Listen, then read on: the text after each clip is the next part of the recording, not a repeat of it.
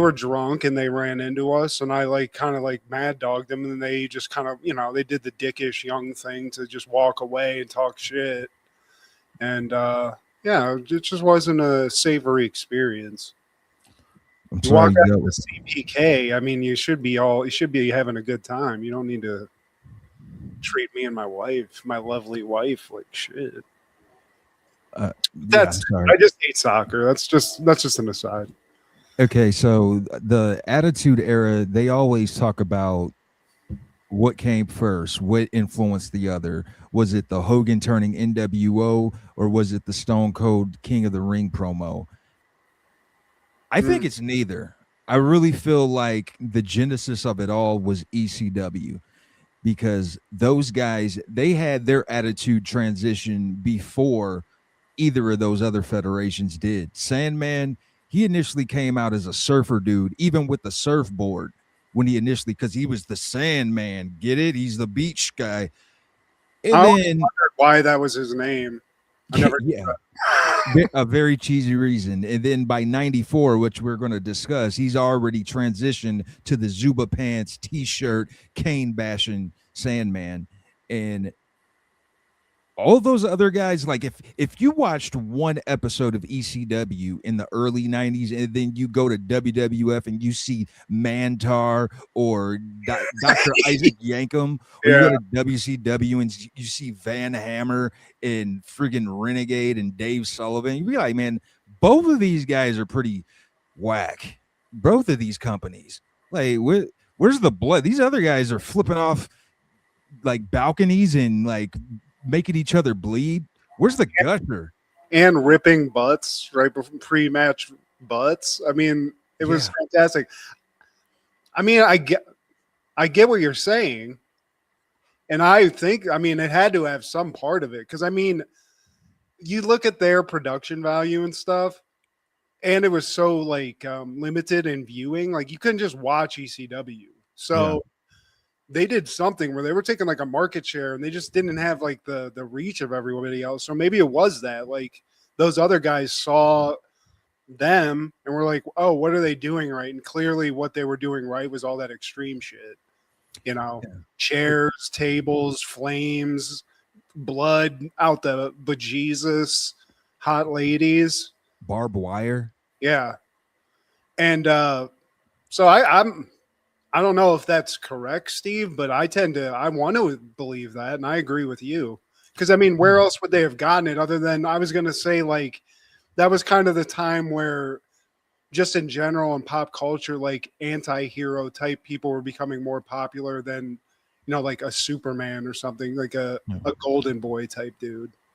The line was getting blurred, and I feel like they had the vision before Vince or even Eric did, because they figured it out in the early 90s, whereas Vince and Eric, they didn't start doing this until over halfway through the decade, man. Like, was Paulie Dangerously like integral to that organ? Like he was behind the scenes, like making the stories and stuff, right? He's a big reason for this explosion, man, because he wasn't the initial producer owner of this company. There was a guy, and he shows up in this pay-per-view. His name is Todd Gordon. He was the original guy, and Paul E, he kind of ran Todd out to the point where he became just like a funder of sorts, or just like a background supporter. And it was Paul E's idea, man, like to go extreme and just go further into this direction. One of the greatest wrestling minds, in my opinion. He had a good ass eye for talent too. If you look at like the people that they got and like would come in, like we've talked about a bunch of these guys coming in that were like well-known dudes just in general. Like Jericho shows up. The Road Warriors were in there for a little bit. There was like legends that they got in, and just the dudes that they had that were like their guys, like Sandman and Tommy Dreamer and shit like that. What's his face from I suck at names, Steve. He's dead. Black dude. New Jack. Yeah, New Jack. People like that. It was just like it seemed like a wild west of wrestling where real shit was it was less fake. You know what I mean? It just seemed like Yeah. they had a bunch of lunatics in there. Yeah, the lunatics were running the asylum, and even like legendary guys that ended up going to WCW or WWF, they had a sojourn in ECW at some point. You mentioned some of them, and there's also Rey Mysterio, Eddie Guerrero, Chris Benoit, and even Stone Cold. He had a little a quick visit, and it was during that time that you could see the early stages, the early phases of Stone Cold. He was kind of putting that character together before he became the ringmaster. Yeah. So I don't know if I mean, let's just put it in the textbook of wrestling, Steve. I agree because you think about it, and I don't think ECW. I mean, obviously they eventually just got bought out by Vince, but man, for a while it was like this cool. Like if you were friends with wrestling fans, and then you were like went and watched like WCW, but then they had like an ECW tape. You're like, oh okay, this guy's super cool, you know. Yeah, man. Well, this is Steve G and Mad G with Happened in the 90s, a show where we talk about what happened in the 90s. So get out your Boys to Men tapes and your Boys in the Hood posters, because sometimes the world looks perfect, nothing to rearrange. Sometimes you just get a feeling like you need some kind of change. No matter what the odds are this time, nothing's gonna stand in my way. This flame in my heart, like a long lost friend, gives every dark street that light at the end. Yeah. Standing tall On the wings of our dreams. rise and fall. On the wings of our dreams. The Rain, rain and thunder, thunder, wind, wind and and haze, I'm bound for better better days. days. It's my life and my dream, and nothing's gonna stop me now. Wow, wow, wow, wow. We know it all, Steve. I honestly, dude, it might be one of it's up there. It's top 5. Because Top it 5. always when I think 90s theme songs, I know this might technically be an 80s show, but this is one of them, dude. This is when they really started doing that good blow and coming up with these awesome songs. Man, shout out to Miller Boyette. Well, today, my friend, we're talking all things July 16th in the 90s.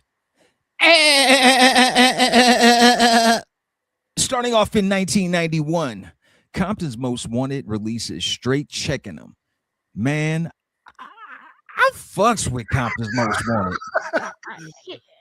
Well, we just heard one song from them on the Boys in the Hood soundtrack, did we not? Growing Up in the Hood. Yeah.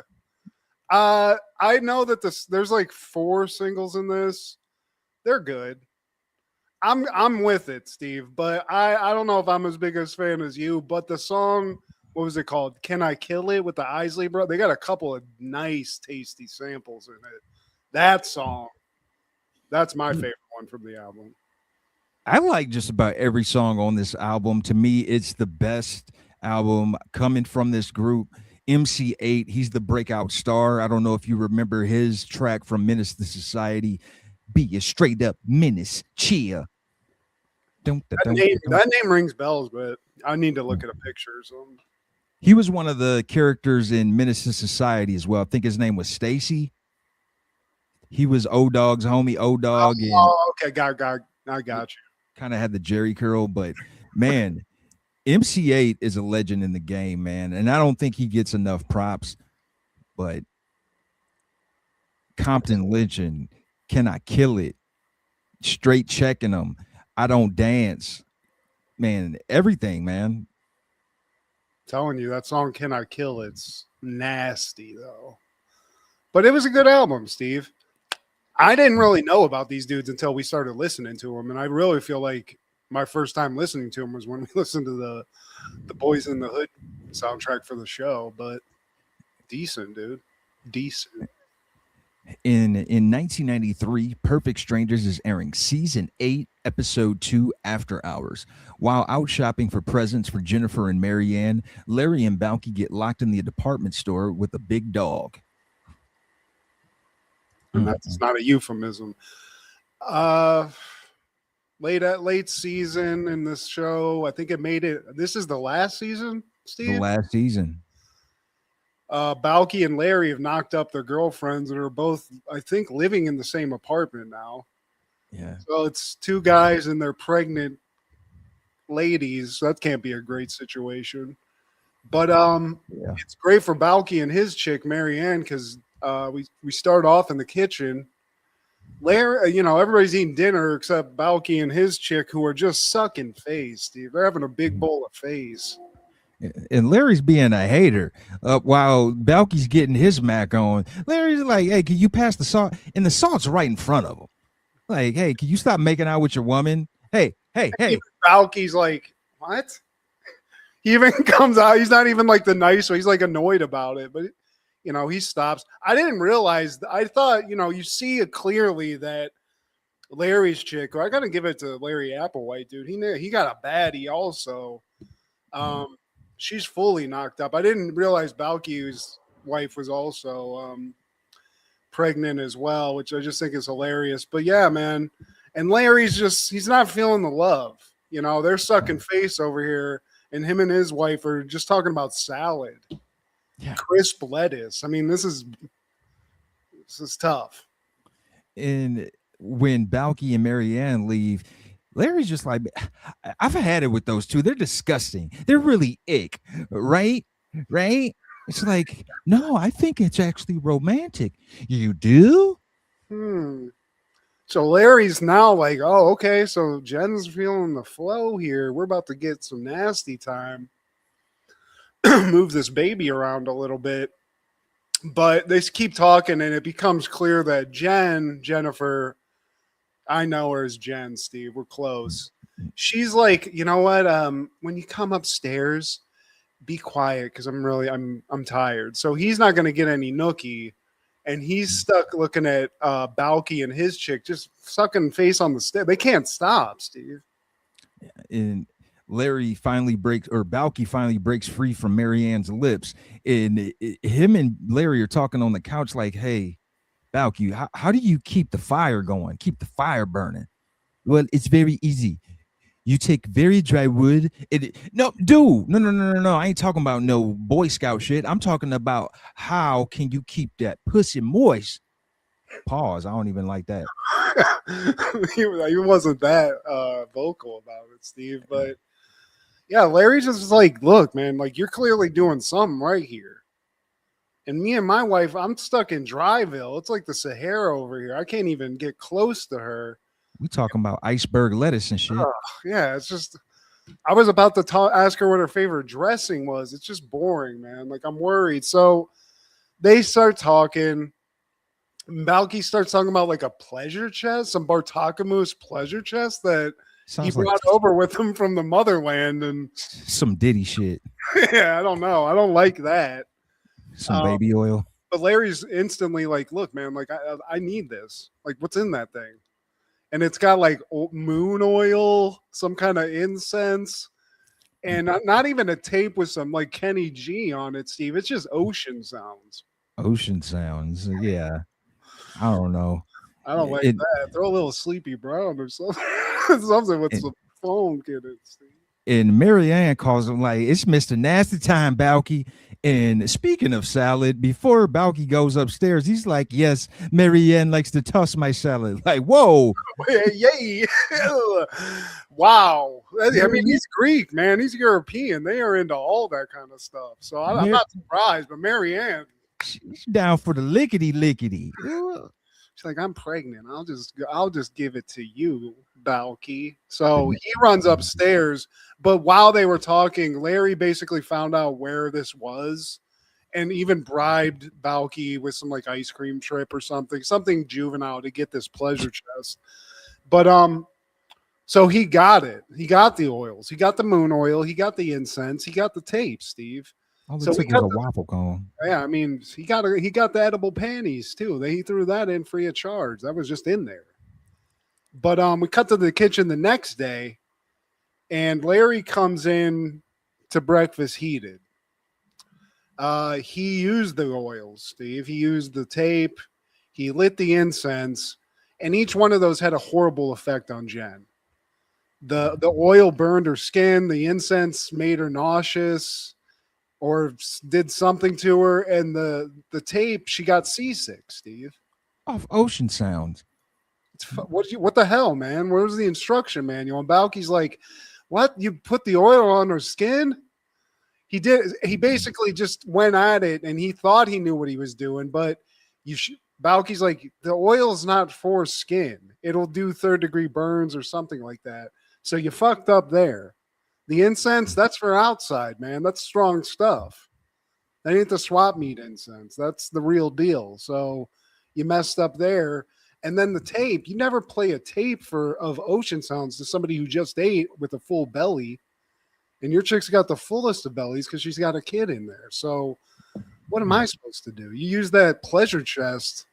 You can't go in there just no instructions, Steve. You're going to get burned, just like Jen did, because she comes in looking real rough.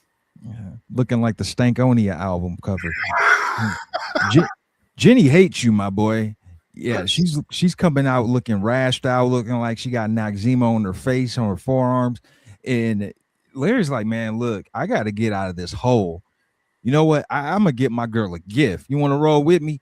Balky already had plans, man. I like the way she tossed my salad. So Marianne, she getting a couple gifts. Yeah, she gets 3 gifts for that. So we cut to Peterman, Steve. It's a mall department store. They got a little everything. It's Dillard's. Peterson. It's everything. It's Peterman's. And that Larry and Balky are looking around. They're in the sporting goods section. And Larry just can't find anything, man. He's looking for that perfect gift to get those fires burning again, you know? Probably not a sports department. That's maybe some skis for his pregnant wife. That'll get her in the I'm gonna get this bitch a tennis ball. That'll get her going. Anything from REI will make her just moist.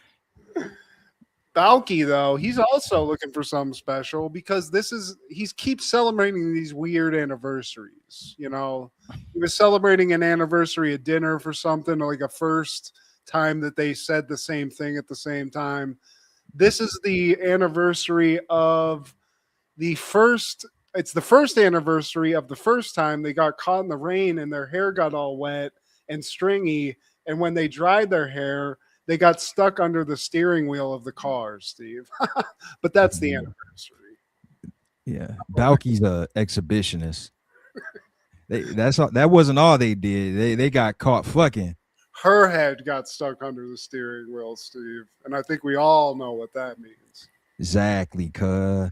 And they hear through the loudspeaker, there's 5 minutes till closing. It's like, hey, Larry, we got to get up out of here. But then Larry's like, nah, man, that's just a ploy. They're only saying that so you can be a splurger, so you can just pop up and like, man, I got to hurry up and buy something. So don't even fall for it, man. I know the play. Think, Balky.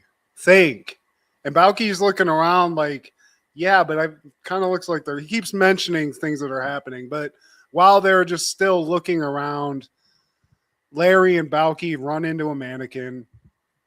And this 5 minutes is ticking, Steve. And this mannequin's in pieces.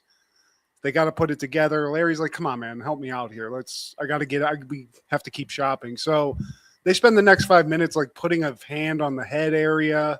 There's this whole song and dance with the mannequin parts. They kill about 10 minutes doing that, in which time we see a security guard just miss them and lock them in the store. Fire him. Yeah, that guy, I mean, they were making a lot of noise, sir. So I don't know what, just them being on their hands and knees. You got to maybe take a step that way. But mall security notwithstanding, they're locked in there, Steve, and the mannequin's looking crazy. It's looking a little creepy. The hands where the dick's supposed to be. It's a whole thing. He's got his foot in his mouth. But So now they realize they're locked in. Well, at least Balky does. But Larry's like, what are you, stupid, man? I got a gold card here. You think they're going to lock the guy with the gold card membership in? You're stupid. So let me go over here, check this door, and prove you wrong. He checks the door, Steve. It's locked. And by the way, they dealt with being locked in the store rather casually. Like, no, I mean, how about banging on the door? He just like tries to open the door and then they fall into a conversation. You know, so you got us locked up. What are we going to do? Meanwhile, there's a phone right there too. Like they could have just been like, "Oh, there's a phone. Let me just call 911." I guess I don't know even who you call, but I'm throwing a cleat through that motherfucker. Like, can I be honest with you, Steve? We probably have. I'm thinking us as like 20-something-year-olds, or even now. I got a joint in my pocket with a lighter.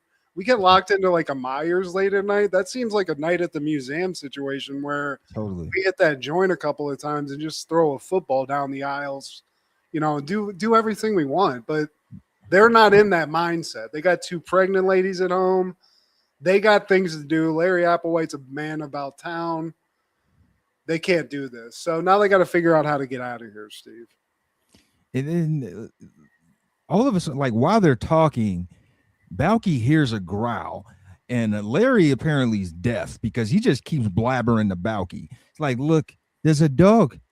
It's like, yeah, okay, man, whatever you say, man. But anyways, like I was saying, what the dog starts like growling louder, but Balky keeps telling him like, hey, man, turn around. There's a big ass Rottweiler behind you. Larry, I like how much Larry has faith in businesses because he thinks the announcement of it closing is a scam. And then when Balky brings up this dog noise, he's like, yeah, dude, that's the security system. They have this fake dog noise that they put on there to scare people. And Balky's like, no, dude, it's right freaking there. And finally, he physically like turns Larry's head to look at it. And they're face to face with a giant freaking dog, Steve. I mean, I didn't know malls, department stores had a junkyard dog for after hours. Oh yeah, man. Wasn't aware of that.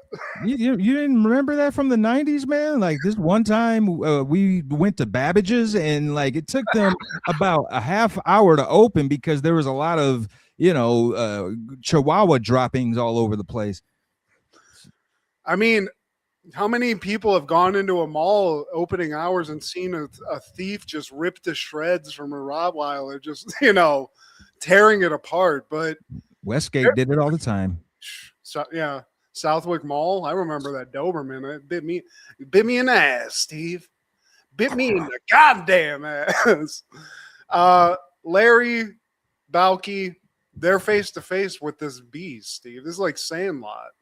And they don't know what to do. It's almost like Jurassic Park. You move, this thing goes off.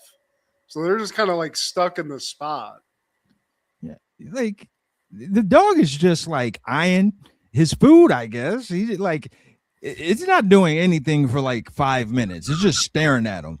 And they're just standing there. If I saw a Rottweiler that size, and I don't know if you noticed that dog's grill, it was just out. The teeth were out. Just ready to bite some shit. It had a spike collar too, so the owner wants you to know it's not fucking around. And I don't like when a dog's got all that spittle on the corner of its mouth, and that it was ready to go, Steve. It was pre-moistened. Yeah, exactly. It got into the CKY2K or whatever, the CK1 cologne, and it went off. So they're stuck.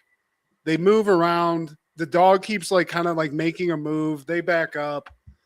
They're far away from the phone that they now even know where it's at because they want to call somebody. So Larry's like, look, I got a plan.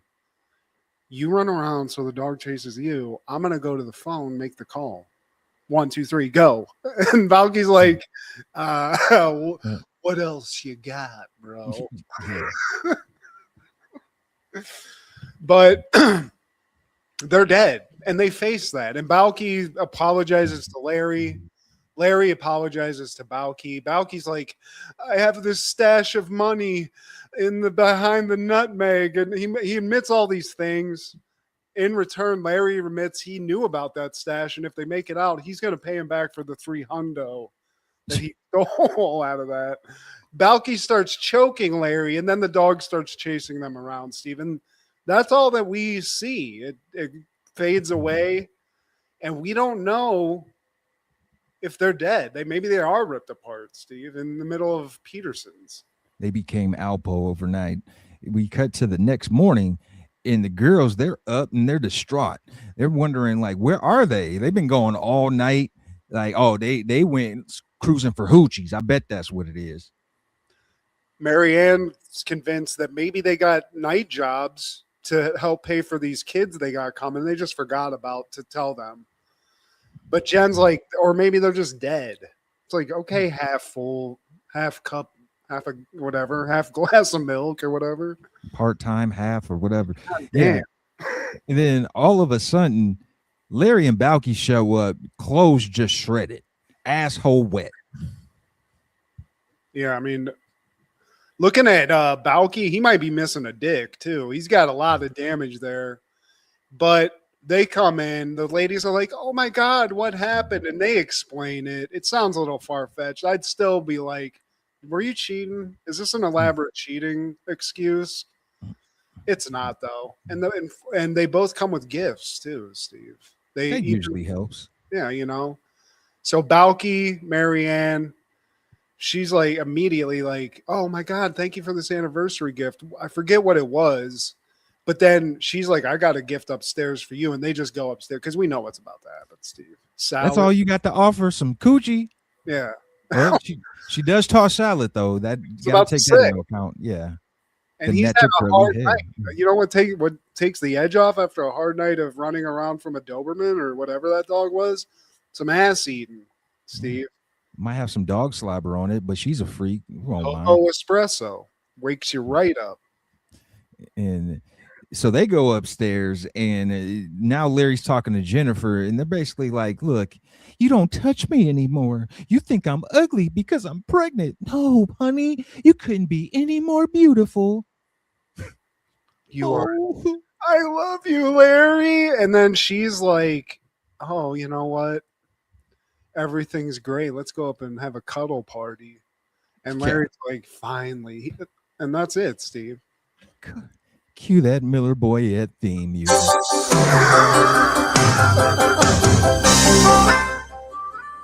Oh, but so good. I want find whoever made that song though, Steve. Give him a like an in absentia Grammy. They never got Jesse Franklin. Jesse Franklin. Here are all your flowers. And also in 1993, Free Willy premieres. When a boy learns that a beloved killer whale is to be killed by the aquarium owners, the boy risks everything to free the whale. Directed by Simon Windsor, starring Jason James Richter, Lori Petty, Jane Atkinson, August Schellenberg, and Michael Madsen. Love seeing Mike Madsen and Lori Petty playing just normal people, Steve. Good people. Not Tank Girl or a guy cutting a cop's ear off. Yeah. I never really dug this movie as a kid. I don't know. I don't know why. It got me. I watched it. And it makes you tear up. It tugs at your heartstrings, you know. It's especially when they're all of like the stuff where Willie gets really agitated when people are like clapping. I was like, stop it. You're making him mad. It got me, but this was never like a huge thing in my life as a kid, though. I remember my friends loving this movie, and I'm pretty sure it had a Michael Jackson song on the soundtrack, if I'm not mistaken. But the soundtrack is fire. It's got Michael Jackson, New Kids on the Block, and SWV. Be right here, no fear, have no fear. Maybe that's why they got a little young black and white kid doing playing instruments in the music video. I was like, why do they got kids in this? They're like fishing at a beach. I guess that's why. It was a theme. It was a song on Free Willy. I just figured it out. There you go. And Also in 1993, Hocus Pocus premieres. A teenage boy named Max and his little sister move to Salem, where he struggles to fit in before awakening a trio of diabolical witches that were executed in the 17th century. Directed by Kenny Ortega, starring Bette Midler, Sarah Jessica Parker, Kathy Najimy, Omri Katz, Thora Birch, and Vanessa Shaw.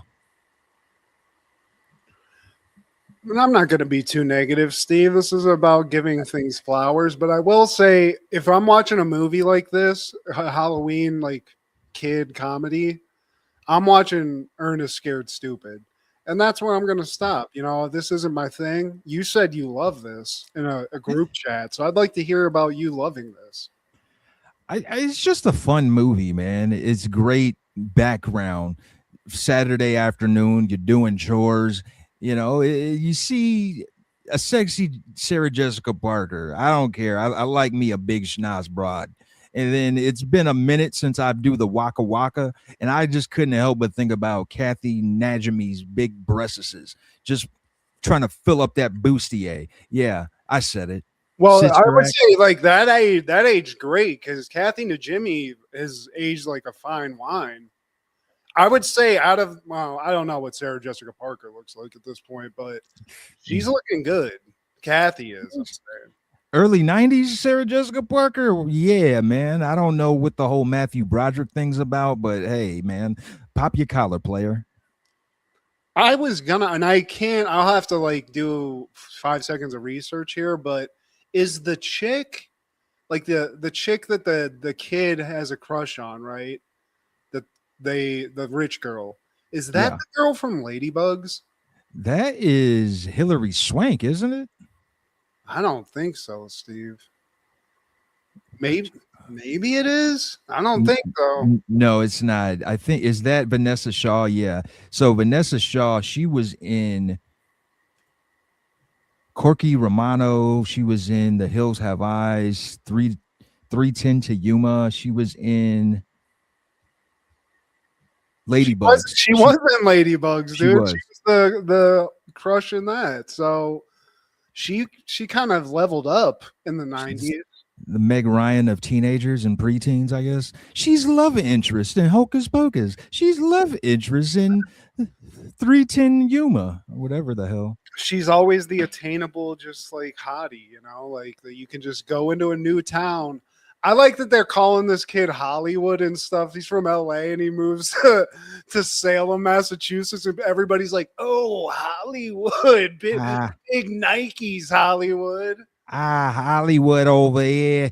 I can't do a Bostonian, but I did not like the bully who looked like he was 36. I did not like him. Like, you look too old. Shame on you, casting directors. You couldn't find an actual kid. This kid looks like he has kids. Yeah, he looks like somebody who would be he definitely did January 6th, but he looks a little slow too. You Yeah. remember in South Park when there was Mimsy, and he looks like the Mimsy. He's just like the slow kid. He got held back 7 times, The man. other And guy's a douche too. The one with the blonde hair and the leather jacket. It's like, come yeah, on. the Budnick looking fuck. What are you, the cool Italian chick that came to the Bayside? They just took the dude's kicks. Oh yeah, we're just bullying you because that's our thing. We bully. Give me your shoes. Let me try them on. I need them because I got gout. I'm 55. I need comfortable shoes. Yeah, I'm gonna trade it in for my heart medicine. But that was my only gripe with this movie, man. Bette Midler did her thing, and I know you said she grinds your gears for whatever reason. I don't know. I think it's just I don't know, man. I think I maybe got in trouble as a kid to a Bette Midler movie or a song in the background. And for whatever reason, she's one person. Whenever I see she's in a movie, I'm just like, let's find something else to watch, you know? Oh, And I'm sorry, Bet, you're a joy. You're the voice of a generation. It's just not my thing. legendary, man. And That following year, 1994, ECW is airing Heat Wave 94, The Battle for the Future, at the infamous ECW Arena in Philadelphia, effing Pennsylvania. Philly, have a cheesesteak, go see ECW on a night. What a night.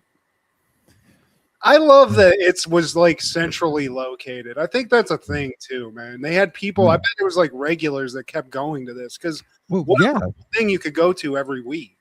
The front row guys, those guys became a part of the whole ECW mystique. There was always the guy with the beard and the long hair, and he was standing next to a guy, I think, that was wearing a Hawaiian shirt. They were a common fixture in ECW tapings, man. And I've said this before, but the crowd, I swear, the crowd added so much. They were a part of the ECW experience, man. The chanting, I feel like they're influential to a lot of live sports fandom. Like you're at a game and you hear ref you suck, or bullshit.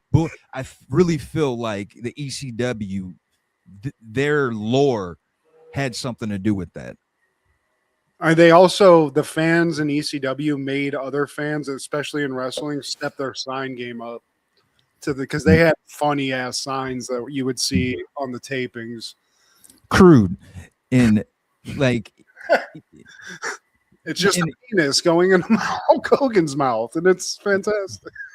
Now, like I said, man, ECW, they had their transition, and like as you could see in this super card, Taz, he's not Taz like, man, I'll choke your ass out, Taz. He's like a spoof of Tasmanian Devil, the Looney Tune character. He doesn't speak. All he talks is ooga booga. He's like from the jungle and shit. Like, so that's that early 90s cartoony shit. Wasn't he called Tasmaniac? The Tasmaniac, yeah. Yeah, his hair was crazy. It looked like he got his hair done at the same place that the guys from Public Enemy got their hair done at with those crazy birds. See, I remember that, Matt. Will we not? Okay, we'll get to that. Oh man, I swear. Yeah. Ooh, we start this off. See, there he doing it again. And we starting this off with Hack Myers and the Rockin' Rebel versus the Bad Breed, Axel and Ian Rotten. Out of these four people, only one is still alive. Guess which one? Is it one of the Rottens, Steve? Yeah. Axel. Nope. Damn that is Disco. It's Ian. And surprisingly, he's still alive. He actually ran his own local IWA federation, man. But the Rockin' Rebel guy, he's a piece of work. He passed away via suicide. But before that, he took his wife out the game too. He held her hostage in the closet, and shortly after that took her life and then his own, man. So their children are left orphans, man. So Rockin' Rebel, forever a piece of shit. Yeah, I didn't know that. He doesn't look cool. I mean, he's very generic looking. Yeah. I do like that. I think it was Hack Myers. One of these guys just walks into the ring like from the entrance and immediately just slaps the living shit out of whoever's in the ring. I think it is Rockin' Rebel. It might be, but he deserves all the slaps, man. And I'm not saying mullets died in the 90s, but those kind of mullets should have been retired. Like if you want to keep mulleting in the 90s, there's a certain way to go about it. Rockin' Rebel, it looked like he came from a Poison tour. It's like that Greg the Hammer Vow. It's like you got to have a head and a chin and stuff to make a mullet look correct. And Rockin' Rebel's he's got some stuff going on, Steve. Nothing's working. I mean, you got to just shave that. You got to start from scratch. Create a character again and it's not this. But first, he should have just worked on his internal. If he had a lot of things going on, before we get to the mullet, he should have worked on that, man. But Rockin' Rebel, rocking that nasty dude, and they ended up losing. I think Axel Rotten gives Hack Myers a flying bulldog, and he gets the pin. But after that, Rockin' Rebel, he turns on Hack Myers. Well, I think we know why, Steve. This guy, he's got a lot of internal strife. He's not thinking correctly, so he blames Hack Myers for the loss. And they get into a brawl back to go to the backstage, Steve, which I feel is like an obligatory thing in ECW. Also, you finish the match, and then you have to then fight your way to the backstage area just to cherry on top. And then they tag the next wrestler. You're it. Yeah, get in there. And the next match is Chad Austin with Jason versus Mikey Whipwreck. And both of these guys are diminutive fellas. Chad Austin and Jathan are they're both 5'9". I was 5'9" in like 7th grade. And then Mikey Whipwreck is 5'7". He looks just like a dude that came in off the street. I mean, and I feel like that's what his character is. Like he's just a guy, like a townie. That was his appeal. He was like the everyday man. We could be him. Like he's one of us. But the dude was legit, man. From the matches I've seen, he knows how to take bumps. He's had some legendary matches. The one with Bam Bam. No, that was Spike. I'm tripping. But like Mikey, his reputation was him getting his ass beat. The man was actually trained by Mick Foley. So that tells you a lot. Yeah, I mean, he's one of those guys like Spike Dudley that can just take his ass whooping in the coolest of ways. So I always knew him just from the tapes that I saw, but it is his gimmick is funny. It's like this guy walked in off the street. Look at him. But yeah, the whole Jason thing and Chad Austin, it's a weird relationship, Steve, because Chad Austin comes in, and usually it's not like I'm going to introduce my manager, but this guy goes out of his way to get into the ring and be like, hey, my new manager's here, and he's the sexiest man in the world. Jathan.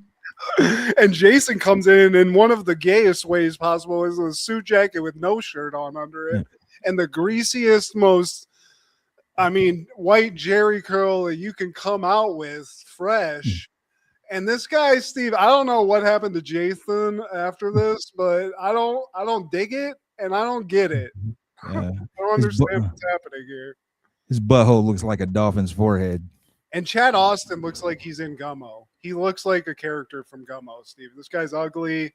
He's not the sexiest man in America or whatever Jathan is. I will say though, Chad Austin, he can work, man. He did some pretty impressive maneuvers, but he doesn't have the look. Mikey Whipwreck didn't have the look, but like he knew how to work that with his character.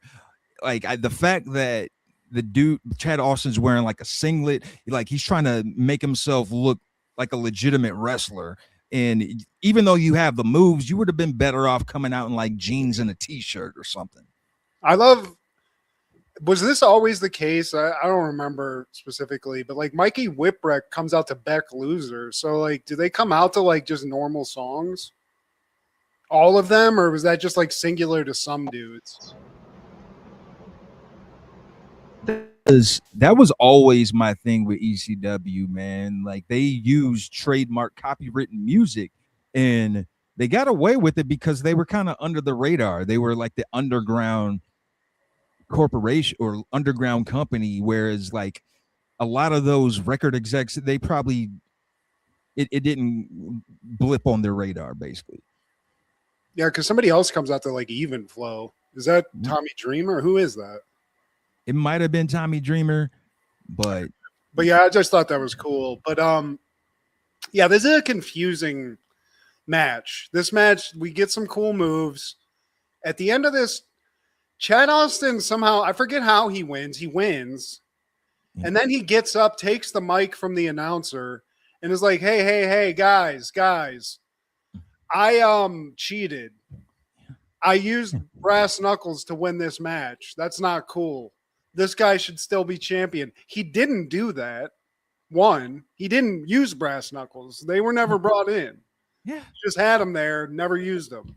And everyone's sitting there scratching in their fucking head, including Jathan, because he's like, buddy, what are you doing? Like, that's our belt now. But Mikey gets the belt back, but then they just start whooping his ass. It just doesn't make any sense. Yeah, the whole thing was convoluted. Like, you got the belt, but then you throw it back to dude, and then y'all proceed to beat his ass. Like Joey Styles mentioned something at the end where he said that Chad Austin hated the audience so much that he didn't want them to have the satisfaction of seeing him win the belt, so he gave the belt back. That was Joey Styles' expert opinion, which still makes absolutely no fucking sense. Just a weird end of match. It could have been a fine match, but it was just like then 10 minutes of like, what the fuck? No matter how you dress it, just just this guy a couple of times because it allows Jason to throw a couple of moves on him, Steve. A couple of dipsy doos. And then in the next match, we have Stevie Richards with Angel versus Tommy Dreamer. Now, Stevie Richards' mullet, you know what? I respect it. It's got symmetry, it's got flow, it's got length. There's something majestic about it. I mean, the one that we were talking, the Rock and Rebel had like blonde. It was just gross doll hair. This is more of a flowing mane, like a lion's mane. And we love Stevie Richards, Steve. I think we can both say that. The guy's a legend. Still funny as fuck, too. He has a cool podcast. Yeah. But yeah, also shout out, hey Angel, what's up? Angel, she's dark. She's nice. Pale. I like that. Yeah. But Tommy Dreamer, and this is another early character transition, man. Like I don't know what his thing was. He's dressed like a male stripper. He's just like it looks like he's just bouncer at a gay strip club, Steve. It's weird. Shirtless with fucking suspenders, leather suspenders. It's just odd. And I mean, these days he's known as the innovator of violence. So clearly this was before his extreme days. He hadn't started innovating yet. You know, he was just innovating fashion. I don't know what he was doing with those suspenders, man. And it's a pretty short match because Tommy Dreamer, he wins by submission. And then he throws Stevie out of the ring. It gets on the mic. He calls out Shane Douglas and Sabu. He wants that title. He wants a shot at that title. So Mr. Franchise, Shane Douglas, he comes out. He's like, man, F you. You get your shot when you get your shot. Hey, Mr. Hughes, do my light work. So Mr. Curtis Hughes, Mr. Mean Mug. He looks like a bad guy in the 80s drug movies, Steve. He's definitely the guy behind the guy. The henchman. Know? Exactly. And that's what he does with Shane. He's the henchman. He looks the part. He's a big ass dude, that's for sure. But he comes in, and now Tommy Dreamer's got a second match, Steve. He's got to go against Mr. Hughes. Yeah, this is another staple of ECW. They do those impromptu matches. Like, yeah, I just beat this dude's ass. Who can whoop me? And then another guy comes out, and it's a completely different match of its own. But yeah, man, Mr. Hughes comes in, and throughout this match, they randomly cut on some like John Fogerty type music for like 10 seconds, and then it cuts off. I don't know if somebody just missed their cue, but yeah, Hughes, he wins. And then Dreamer, he runs into a chair. He runs into the rope, and Shane hits him in the back with a chair. And then he runs into Mr. Hughes, who delivers a just delicious sidewalk slam. It was nice. It was definitely nice. And then Douglas gets in the ring and is like, dude, nice fucking match. I like that. This is friendship, Steve. Douglas like, congratulations on the ass kicking. Oh, by the way, who's that little tenderoni there? Because Steven Richards and Angel haven't even had time to get out of the ringside. So Angel's still there, and Shane Douglas is like, hey, you. Yeah, you. Why don't you come over here real quick? Talk to the franchise. Now, Matt, you're originally a PA guy, man. Are you familiar with New Brighton, Pennsylvania? I think that's like southeast of Pittsburgh, if I'm not. I don't know. That sounds familiar, but I'm more of a central PA dude. That's where Shane Douglas is from, man. Who knows? You might run into him one day, and y'all could watch a Steelers game together. Hell yeah, dude! I'll hang out with the franchise. We've got a lot to talk about, especially taste in women, because he takes a liking to Angel, and he's like, "Hey, how about you come to my match? Come watch a champion. How about that?" And that's game, Steve. He pulled up on her like a pimp. Now, yeah, his stable he ain't got no motion. Why don't you come over here and make some money with me, honey? And And all the whole time he's laying game on her, him and Mr. Hughes are just kicking the shit out of Tommy Dreamer, who's just on the ground. He's like, yeah, Angel, God damn it. Won't stay down. Wait, you want to come to my corner in my match? So Angel's down, Steve. She's like, yeah. And apparently you don't know who the fuck I am, because he asked her about being like loyal or something. It's you're right. It is very pimpish. You know, so but Angel's down for the cause, Steve. She's about to walk that stroll, Steve, that franchise stroll. You know how to get down for your man, huh? And the next match is the Pit Bulls. Pit Bull number 1, Pit Bull number 2 with Jathan versus the Tasmaniac. And they promote it, or they put up the card that it's going to be Tasmaniac and a mystery tag partner. But that mystery tag partner, Steve, I like how business like this gets, because Tasmaniac comes out, the Pitbulls come out with, and they're on leashes. So it's all very like crazy Fight Club. And then some voice comes in like, we've had some travel issues and there's nobody here. So this match is canceled. Sorry about that. And Todd Gordon, the guy I talked about earlier, the original owner of ECW, he has something to say on the mic. He's in the middle of the ring, and the Pitbulls just basically beat his ass out of there. Like, man, Todd, I don't might care about what you're talking about. And then the Tasmaniac shows up, and I think they're playing maybe Nirvana. Yeah, but I was like just shocked to see. I didn't know about Tasmaniac, Steve. Taz was one of my favorite guys in ECW because he was just fucking cool, but this was not cool. And he doesn't really get to do too much because he just gets the shit stomped out of him. There's a couple, there's like a good 3 minutes where the Pitbulls are just taking turns holding him on the ground and kicking him, and he never fully like lays down. He's just constantly like in doggy style. You know, it's weird. And randomly, Hack Myers and Mr. Hughes show up in the aisle having a fight. Like, y'all didn't even have a match. Like, how did this beef start? It's just unexplainable. Well, also the thing at least I mentioned like sort of the low budget of this. They only have one camera, so a lot of this stuff is happening, and you're not even seeing it. And Joey Styles is nowhere. Like, I don't know if he had to take a piss, but he's not announcing anything. So we're just watching it, and then like the camera comes over, and Mr. Hughes like something. Maybe it's like I don't know what happened with those two dudes. Yeah, you got to give Joey some grace. He's rocking the 1s, 2s, and 3s, man. And, oh my god, one of the goats. Shit. Yeah, it rocking Rebels whole ass. He's just out there, and then after that, 911 comes out. He's the one that just breaks up the bullshit. He just comes out and choke slams motherfuckers, but not this time because 911 he gets jumped, and Taz he's getting jumped. It's just craziness going on. Then all of a sudden, Sabu pops out, and things really get nasty. You're real nasty. He's gonna jump off a couple of chairs. He's going to slam a chair into somebody and maybe do a leg drop. It's the whole thing, Steve. Exactly. It's God. But this is a confusing mess. Much like the ending of that other match where you're just like, what the fuck happened here? What's going on? It was entertaining, though. I will say that. There was a lot of fun to be had, but still. Yeah, I love me some. He's my favorite of all time in ECW, man. Yeah, like I don't think his character's ever been different. It's always just been the Middle Eastern, whatever. Like he doesn't speak. He just comes in. He's the genocidal, homicidal, suicidal maniac.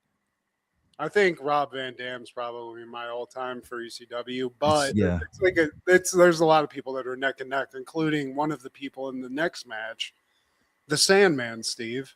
We got a little gimmick match coming up. Sandman versus Iron Man Tommy Cairo, who I've never heard of, in a damn kendo stick match. Yeah. Why would you go up against Sandman in a kendo stick match? I don't know anybody who's an expert in it other than him. And can't forget, he's accompanied by Woman, aka Nancy Benoit. So fine. And Tommy Cairo, he's accompanied with Peaches, who was Sandman's real wife at the time. And I think there's some joke in this match because I think Tommy Cairo says that Sandman owes him money because he fucked his wife, or I forget what some weird thing that I read on the internet. But I mean, this is pretty much what you'd expect. These guys got kendo sticks, it takes a while for it to ramp up, which I was like, okay, I'm gonna fast forward through all this bullshit where they're just like chasing each other around a little bit outside the ring. And quick shout out because I love Sandman because he has an obligatory pre-match cigarette that he always has to smoke, and it's glorious, Steve. It's how I wish in my 20s I wanted to live my life. Yeah. Everything. Think he's smoking Parliaments? Nah, dude. That's a straight cowboy killer, bro. That's a Marlboro Red, just deep burn on that lungs. He's totally a cowboy red. And most of this match is Sandman getting his ass beat with the cane. Yeah, I mean, he takes a beating. When the match is over with, this motherfucker has blood. He's got blood, it looks like, coming out of his belly button. He got his ass whooped so hard. But he gets to go home to woman, Steve. So, and he gets the win by, you guessed it, just beating the shit out of Tommy Cairo with that cane. And after the match, Steve, he had a pre-match sig. When you win, when he's basking in victory, woman comes over and lights that post-match cigarette, and I love that. That turned me on, actually. I got a little chubby right now. Just very accentuating. And Sabu busts through a wall, and Paulie, like, whoa. Paulie, he tries to stop him. 911 comes out. He tries to stop him, but I guess he's got a match with Shane Douglas with Mr. Hughes and Angel now. This is for the heavyweight championship. It's the match to determine which man was the future of professional wrestling, Steve. Of professional wrestling. That's stakes. Fuck a champion. You're the future of professional. And even Shane Douglas earlier when he was on the mic beating Tommy Dreamer's ass, he called out like Hulk Hogan, a bunch of people. He's like, these people aren't the fucking future of wrestling. I am. Yeah. I mean, Boot. I don't like his boot little fringe shit, but other than that, Shane Douglas is a badass. So he's in here, Steve. This is a decent ass match. And this is unheard of at the time when a performer in one company is actually acknowledging other people in other companies like that. You never did. Vince did not want you doing that, and Eric he would eventually do that, and that to his detriment. But that's what made this fucking cool because they would do that every so often, and the crowd would too. And you were like, oh, I mean, beefing is always the best of. Everybody enjoys it, man. Rap beefs, all that shit. It's just it gets you into it. So it was fucking cool. And I think both these guys are also in the Hall of Fame of ECW. I mean, these guys are legends, but I can't think of anything like crazy other than just like the normal Sabu shit that happened. But I enjoyed the match. The lights go out. This is so low budget, but that's what we appreciate about ECW. Like, I don't know if somebody just hit a switch accidentally, like their back was on the wall. Like, oh shit. Some security guards like, oh fuck, man. Like, what is that? I hope that didn't do anything. Oh, nothing to see here, guys. Yeah. Hey, I gotta go shit. Anywho. So once the lights come back on, the match is still happening. And Sabu starts bringing shit in at one point. He always has a chair. He brings a table out and like kind of like sets it up against the outside barrier shit. Yeah. And he tries to he gets Shane on that table. And when that's coming out, something weird's about to happen. And he moonsaults and misses. And that's kind of his demise in this match, Steve.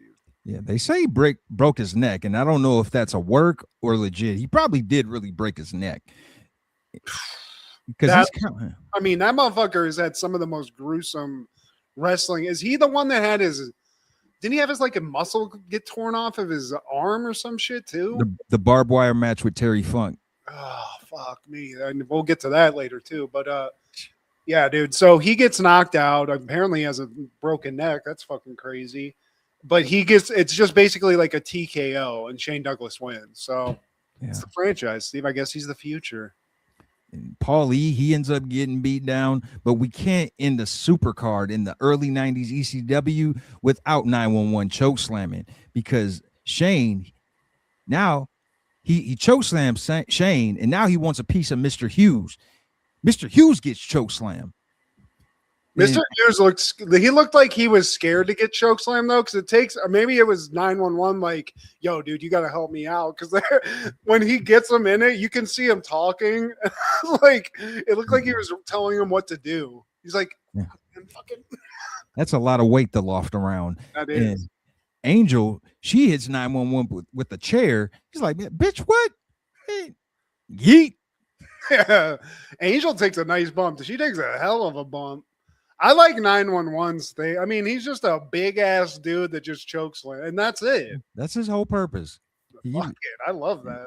He's like the Sandman in the clown that fucking white. Oh, yeah. When one of the acts sucked on Apollo, yeah.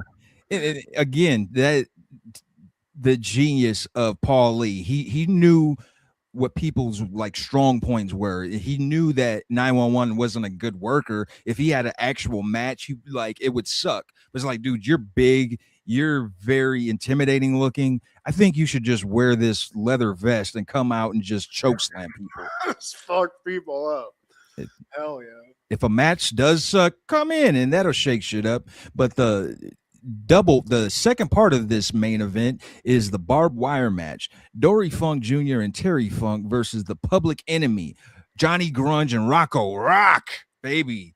Hey, ho, hey, oh, yeah. Yes, I love me some Public Enemy, man. And I'm sick of the hatred. I'm sick of the vitriol.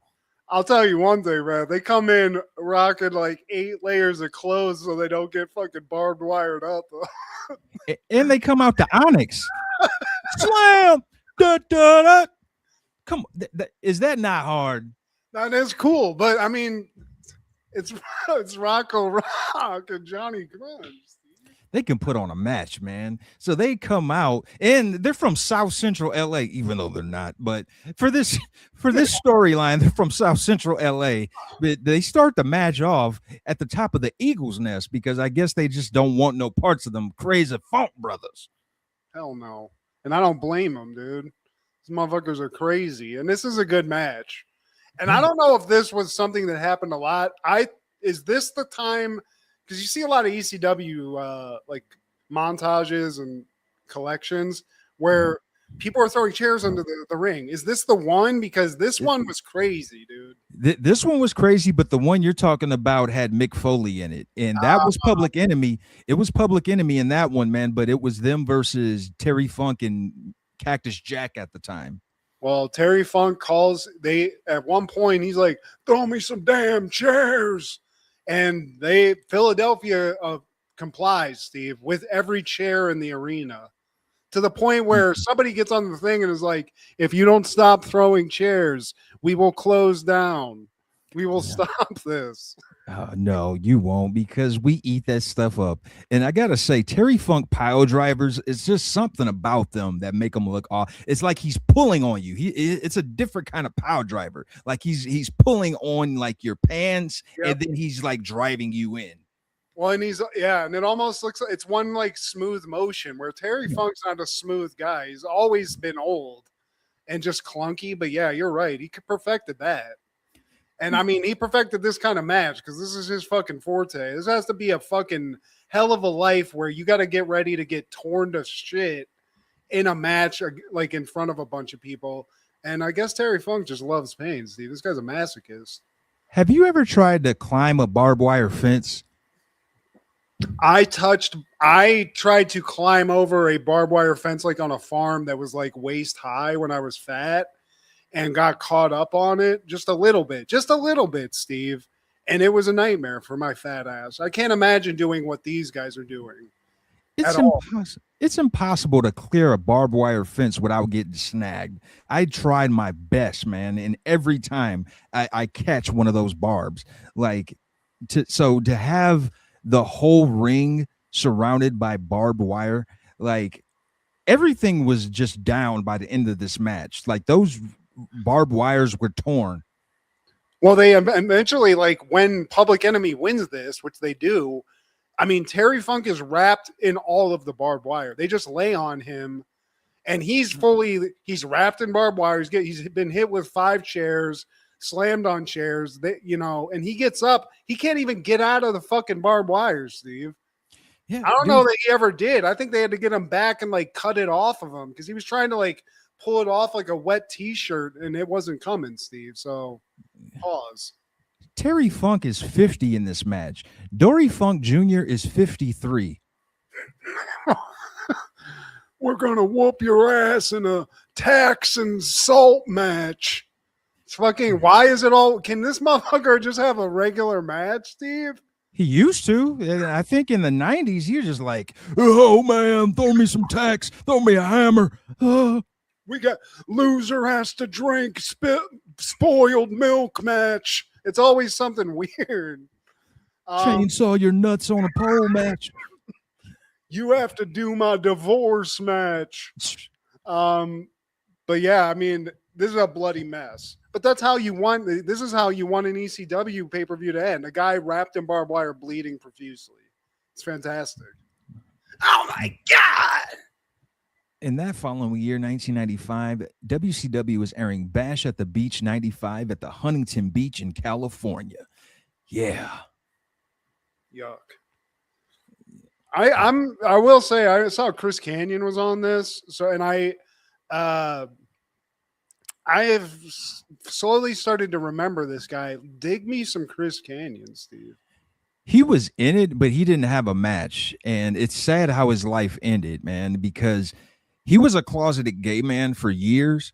And once Vince bought the territories, he joined WWF and he was hardly used. And the explanation that he gave was it's because of his sexuality. And that's crazy because, man, I was like watching his WCW stuff where he used to wear that like green Skeletor outfit, and he would do the craziest fucking moves, man. He really did some like, we said innovator of violence or whatever for ECW, but he was doing some pretty innovative stuff with like crazy suplexes and leg drops and all kinds of kicks and shit. I didn't know that about him though. I didn't know about his like, I guess, hidden sexual proclivities. Yeah, man. He blamed his lack of success in WWF to him being a homosexual. But there's a viral clip of him being on the Howard Stern show, and he talked about it. He was released from the company, and he was just sharing his testimony. Ric Flair calls in. He was like, "You just weren't a good worker, man. Like the reason it didn't work is because you weren't good." And that couldn't be any further from the truth. As you're watching that interview, you could just see Chris Kanyon's heart just sink, man. He's listening to his hero tell him this. Ric Flair's a piece of shit, by the way. Yeah, I think we've all come to know. Unfortunately, like all of the guys that we used to think were cool were all just gigantic assholes. But it is what it is, Steve. Shout out Chris Kanyon. Rest in peace. I didn't know that. That sucks. And this card, this is the one that Baywatch used for that Hulk Hogan, Macho Man, Vader, Kevin Sullivan episode. The main event was a part of that episode where Vader faced Hulk Hogan in a steel cage match. There's just not a lot of good matches in this, Steve. I'm not seeing anything. I didn't know Kamala was a WCW thing as well. I thought that was just a WWF thing, but him and Jim Duggan, if they're wrestling each other, that's mid card. That's not great.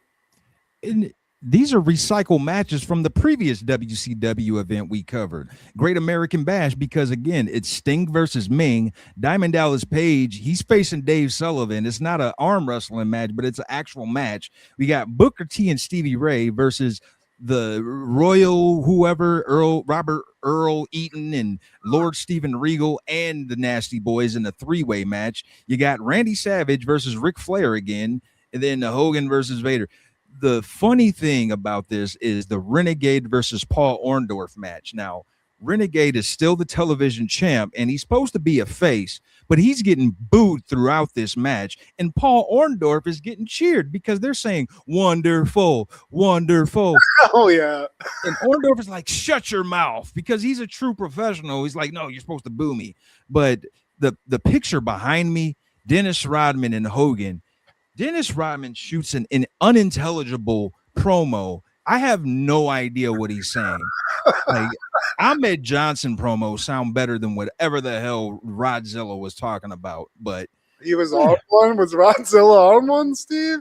You in the cage match? That's what it sounded like. That's what I'm talking about, bro. Bash, cage, beach. The one other thing I thought was hilarious sounding, and maybe this is just the internet telling me a lie, but the Randy Savage Ric Flair match, was it a lifeguard lumberjack match? Dude, sure. I don't like, I kind of had it in the background. 95 was rough, man. That was a rough vintage for wrestling. Yeah, it was a lifeguard lumber. Yeah, I don't even know what that was, man. But in 1996, Ween releases 12 Golden Country Greats. I wanted to take it off initially, was like, you know what? I've never talked about Ween, and this is a perfect opportunity because those guys are actually talented musicians. I never understood what Ween was. Like, I always assumed it was kind of like Tenacious D, where it's like kind of a jokish, like comedy shit. Yeah. But they are good, you know, they rock. And I mean, Mr. Richard Smoker is one of my favorite, just like funny songs, dude. That's all I wanted to talk about. Mr. Richard Poker. Also, it says there's 12 songs, there's only 10 in the actual album. They lied to us, Steve. But yeah, I liked Ween, and Jordan introduced me to Ween. I didn't know about them. We just listened to some of their, like, you know, Bananas and Blow and Mr. Richard Smoker and stuff. And they always made me laugh. But when people would mention them, I'd be like, wait, are they like a legit band or am I fucked up? It's like if Weird Al was a group split between two people. Hell yeah.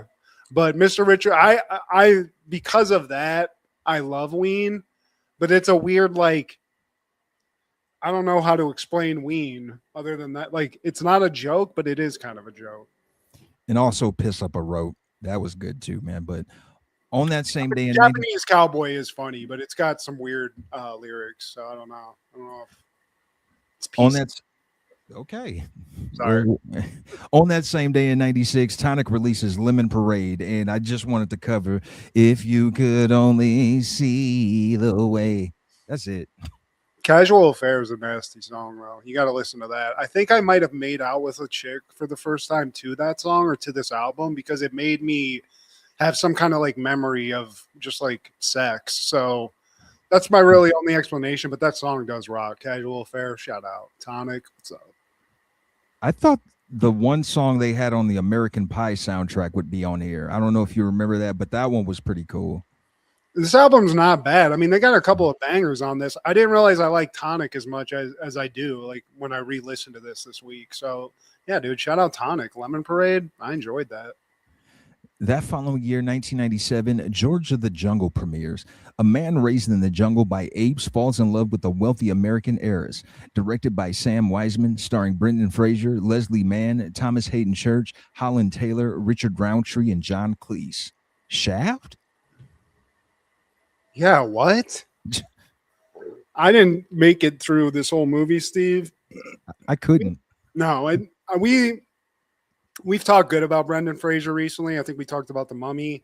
I dig Brendan Fraser. So this movie, it's just, you know, it's a swing and a miss, man. George of the Jungle, it was kind of like a mid cartoon anyway. It had a funny theme song. We didn't need this. No.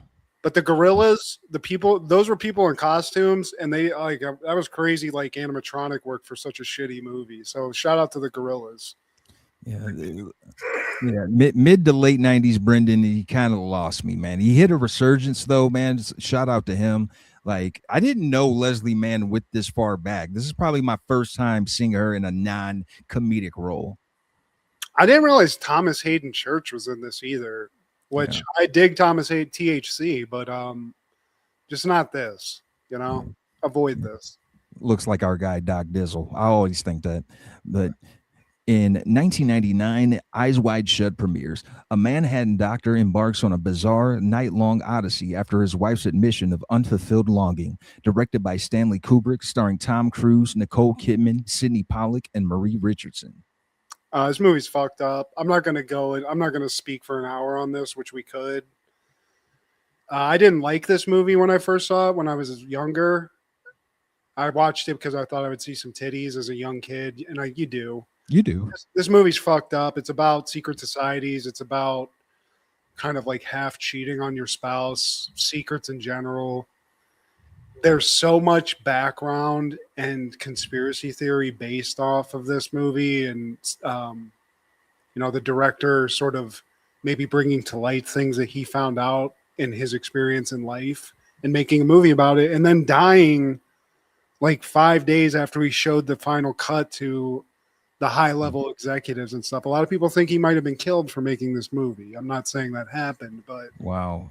Hey, man, it's not far fetched because in this movie we have the final boss of Short Kings, Tom Cruise himself. And this movie, it does have one of my favorite themes in the movie. Fucking. Yeah. Oh, yeah. I mean, it's literally the last line in the movie, Steve. Nicole Kidman's like, you know what we ought to do? Fuck.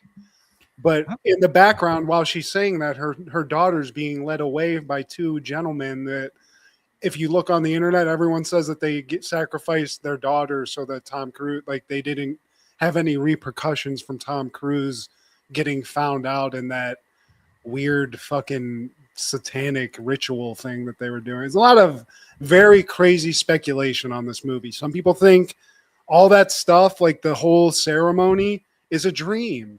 No.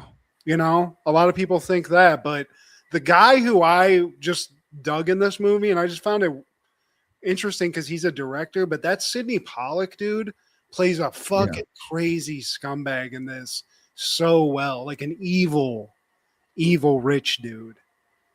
Is that chick ODs in his fucking place and stuff, and then eventually dies, and he's like, just fucking hooker, dude. But he's like a man, he's like New York's finest and stuff. It's very bizarre, dude. Is he really acting though?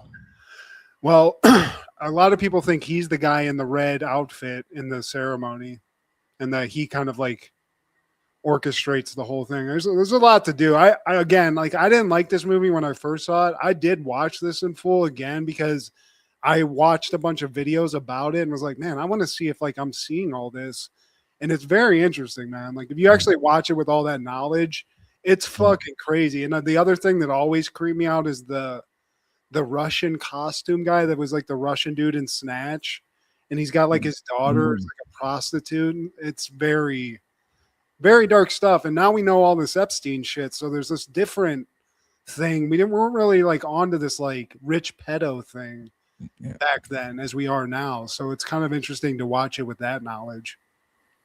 And on that same day in 99, Lake Placid premieres. 4 people attempt to stop a gigantic crocodile who is terrorizing residents in Black Lake, Maine. Directed by Steve Miner, starring Bill Pullman, Bridget Fonda, Oliver Platt, Brendan Gleeson, Betty White, and Mariska Hargitay. I love Betty White in this. Oh, man. I honestly loved this movie when it came out. It's a great creature feature. It's just it's like Jaws with a big ass alligator. I love that. I looked at it as Anaconda, but in alligator. It's the same thing. But I like, for this kind of like dumb movie, they did it, man. I dug it. So I'm gonna give this one flowers. I like it. I like it all. It ate a damn bear, Matt. A whole bear. Steve, those are dinosaurs. You don't know. It could have been there for hundreds of years. Let's not look too big into it. Let's not look too deep into this. I mean, it very well could be, because this alligator was huge. Well, Steve, Betty White was feeding it red meat its whole life. She's been feeding it T-bones. This thing got all fucking roided out like Joe Rogan, and it's out there trying to kill Oliver Platt. Man, he's great in this too. I love Oliver Platt, man. That guy doesn't get mentioned a lot. He's a fucking G also. And he's spread it throughout the 90s, man, all throughout. He's just, the Oliver Platt seeds are just strewn. That motherfucker was one of the 3 Musketeers, dude. He was Porthos, the fat one. Of course. Of course. Just a huge alligator, man. But Also in 99, The Wood premieres. While dealing with a friend's cold feet on his wedding day, a writer reminisces about his youth with his best friends. Directed by Rick Famuyiwa, starring Taye Diggs, Omar Epps, Richard T. Jones, Sean Nelson, and Sanaa Lathan with Tamala Jones. You know, this wasn't something that I watched until I started dating black girls, Steve, and then I watched this. And then it's a good movie. It's not my thing. It's got a lot of handsome men in it, and it made me feel, a little self-conscious. But if I'm gonna watch a movie like this, I'm watching Baby Boy, Steve. Completely different movie, but I saw my black card slowly diminishing, and then just yesterday, I was like, oh. Okay, I can hold on to it. I finally got this under my belt. It was one of those where, a lot of people hold that up there with the New Jack Cities, the Boys in the Hood, Menace society. You gotta watch this. As far as like black classics, I mean, it's good. I mean, it is good, but it's like something that for like us kind of dudes of our age, it's like something you'd watch with your girl. Like we weren't gonna flock to the theater to watch The Wood. And I never have a girl. Steve, well, maybe you can bring the wood up, and that sounded really weird. Steve, you're gonna find somebody, okay? I always end up playing with my wood, but also, oh my God, Lisa Ray. I'd never leave you out, Lisa Ray. Damn, like the woman is in her 50s, just looking as good as she did here in this movie. How do you not want to marry her, Taye Diggs? Are you kind of come see, come sir? I'd jump at this opportunity to marry me some Lisa Rays. That's one thing I never understood. There's always like a guy that's cheating with like an unbelievably hot ass woman, like a Janet. He's dating Janet Jackson. It's like, man, I gotta go do some business. I'm community dick. You ain't heard? Just full of fine ass black women. Sanaa Lathan and Tamala Jones. Oh, I don't even know what I know Sanaa Lathan from originally, but she's just been this, like, it's a name where I instantly am like, oh my God. She was in Blade. That's it, dude. God damn. Well, The Wood, it's very apropos, I guess, Steve. And it's a good movie. Watch it. Watch The Wood. I didn't know it was a classic, though. I just thought it was like just one of those movies you put on.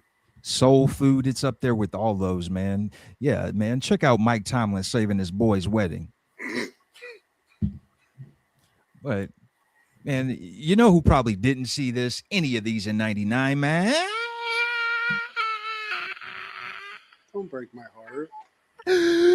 Probably American lawyer and publisher John F. Kennedy Jr. and his wife, Carolyn Bessette Kennedy. Yeah. Little plane accident, if I'm not mistaken, correct? Yeah, man. I remember this being big news. We had this hot ass teacher. I don't know if you remember Miss Reason. She was a teacher. She was like one of those. What do you call those other like non-essential classes like math or science? She was one of those kind of teachers, and she had the biggest crush on John F. Kennedy Jr. Like for, I don't know, days, weeks, the whole mood in the class just was sour. Well, I mean, there's a lot of conspiracy about that too, because I think he was about to run for office, and then eventually after he died, Hillary Clinton got his seat or whatever. So, that Clinton, the blood on those hands, it goes back pretty far, Steve. They got a pretty big body count allegedly, but I don't know. I mean, this was huge for everybody, man. I mean, John F. Kennedy Jr. was the little boy in that photo saluting his father's grave at the funeral. So, like, that's an iconic, historic photo just in general. And then everybody watched that dude grow up, and he was the Kennedy. He was handsome. He was like, people loved him just like his dad. And then, yeah, man, I mean, I don't remember, like, he was like flying like one of those like Cessna airplanes or something, and it just went into the ocean, I think. And yeah, definitely a moment in history, man. Like it really put a sour mood on the America, man, because a lot of people, like you said, man, they really rock with, of all the Kennedys, man, his dad had gone, and it was like, man, you're the next in line. He had the look, he had the charisma that you was like, man, you know what? I could see him on a dollar bill one day.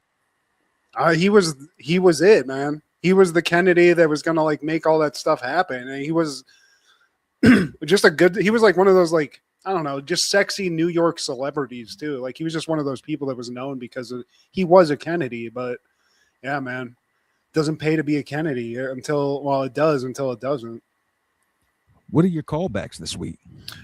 Well, just going through stuff. I'm just real quick. I found some things. These don't exist anymore. And I just think it was cool.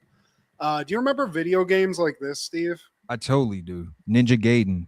Well, this is Ninja Turtles 2 and 3.